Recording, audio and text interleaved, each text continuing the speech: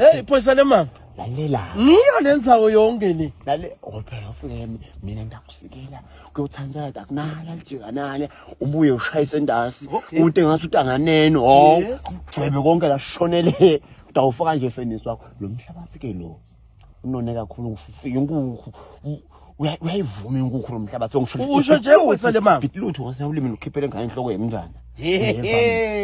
hayi ungafana uNkulunkulu hey brothers Salo masana ufuna lapha imisingana lapha yini nikhombela yona la umshana kanjani la ukulayela ini lapha apartment imali utogcumukela ufuna kumthengisela nayi idzawo lana ngiyokhona kwakha lapha stand la. oh futhi abusutholile awesome sibukubheka phansi njenganini adayisa ema property sonke ISM agencies yena lo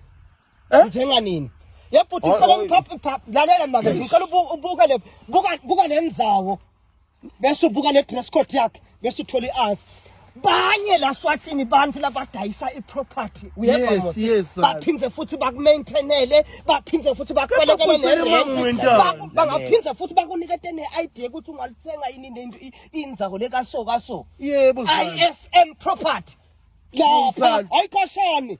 la kumahlanya bakuphi salo akakutshela naye lona ngabe ambona yaluka lapha lalela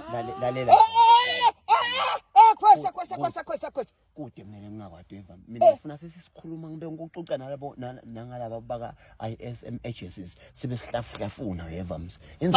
asesithula bendani ubathi bendani ke bona wena ubathi bendani wena ngiyabayithengisa iproperty bayikweleka irent yabona kuyakuhle ngembi baya maintain ititani wena kungena mama ngamyekela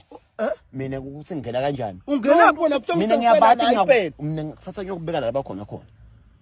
bathi bakufike bale kumahlanya Malikhenzi Road shop number 2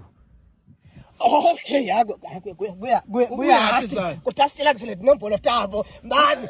ngasesibuye ke kunaye stokisi nayi leseyikhonzele nestokisi ke manje nayi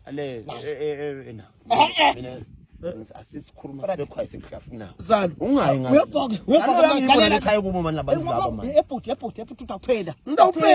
baphela bufucota wena ISM property umuntu lodayiselana into phindze futhi akwalekele nerent nangabe unetintiko umfuna lapha ngiyashaya lapha ngifaqata pesa